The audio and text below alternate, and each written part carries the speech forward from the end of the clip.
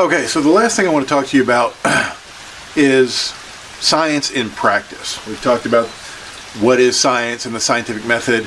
I just would like to talk in a little bit of detail about who does science? Where do you find scientists these days? And where does all this research take place and all the testing of these hypotheses? Well, I made the argument that each and every one of you uses the scientific method at some point in your life. So you could probably think of examples of that where you used the scientific method and you didn't even realize you were using it. A lot of businesses have like research and development, where they're trying to test hypotheses, like test new drugs or collect data on different things. This is the age of big data, and so all the companies that are doing well now have figured out that you need to collect a lot of data. This is why Google and Facebook and all these companies, that's why they're so huge, is because they have lots of data. Many people that work for our government are scientists collecting data, and so there's all kinds of different government agencies, and you've got people in those agencies who are out trying to learn things about the natural world, and they're trying to learn these things to improve the lives of all the citizens.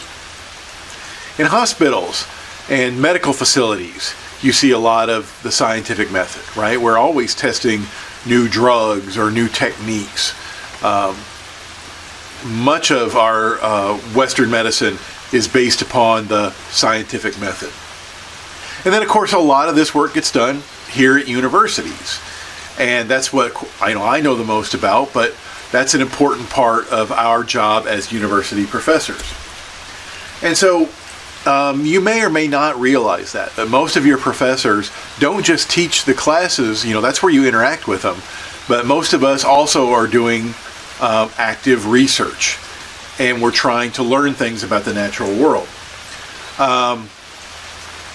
And some of you undergrads might actually be working on research projects, and I would encourage that, especially if you're in the sciences, that this is a chance for you to use this process and to create new information.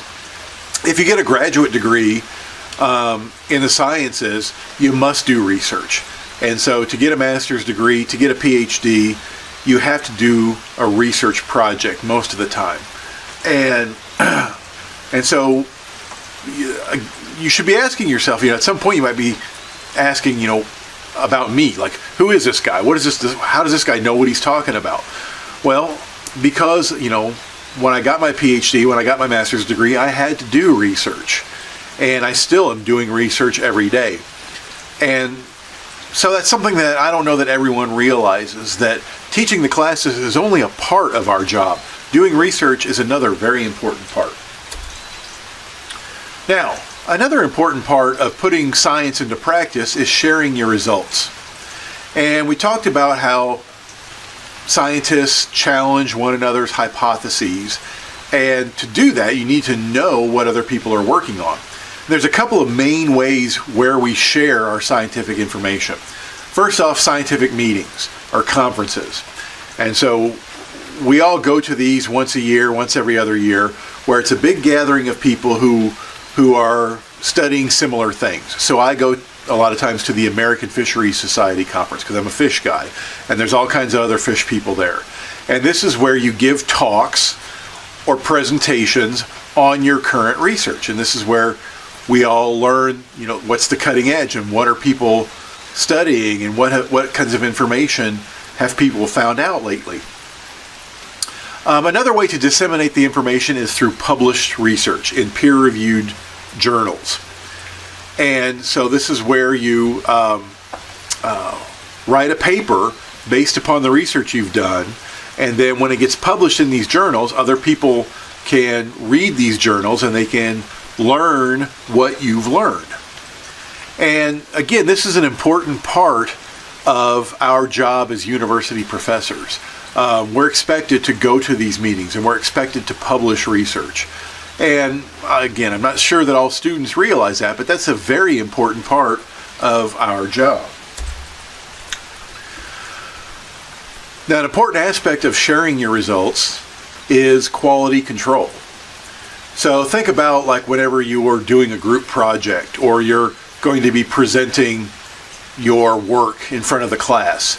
That kind of motivates you to do a better job, right? You want to look like you know what you're talking about.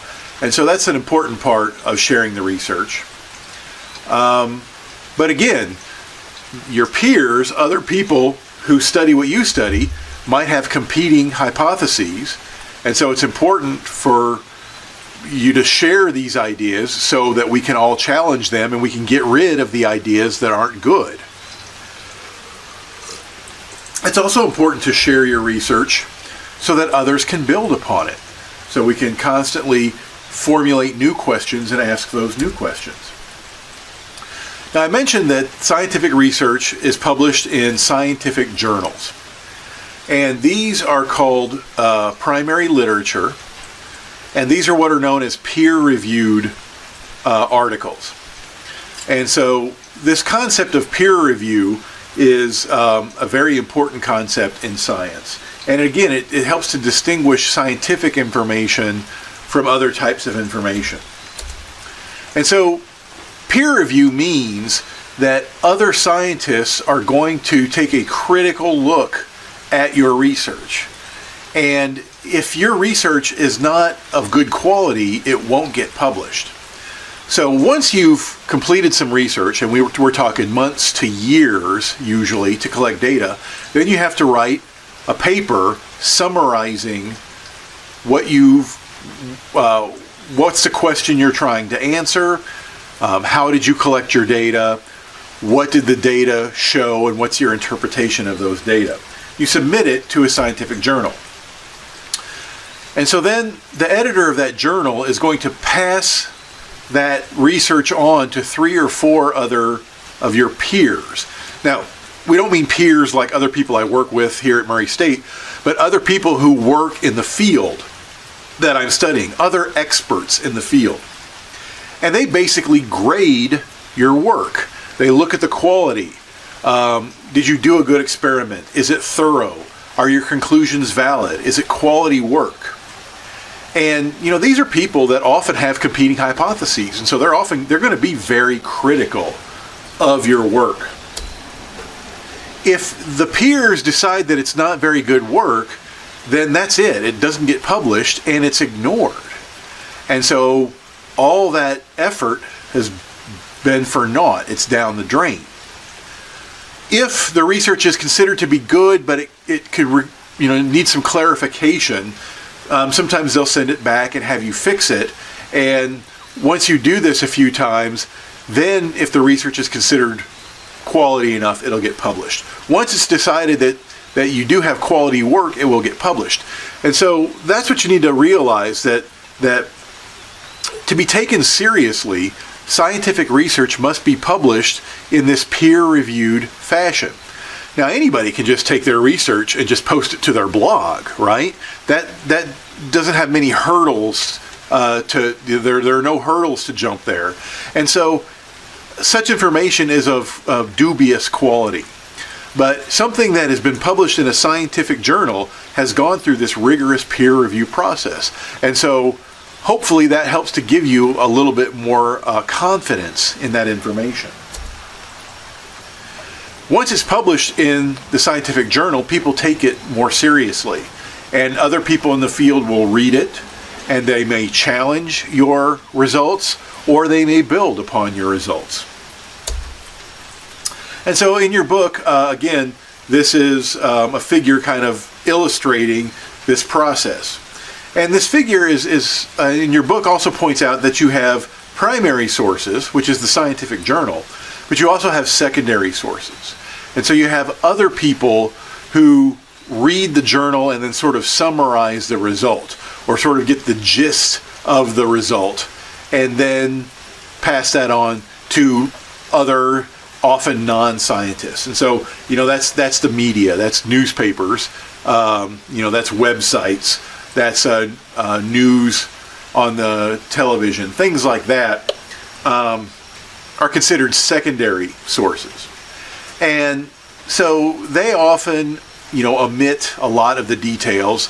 They're often just summarizing the research, and sometimes they get it wrong. And so when you hear about scientific research in those secondary sources and in the media, often you're not getting the full story. And the full story is in the primary media.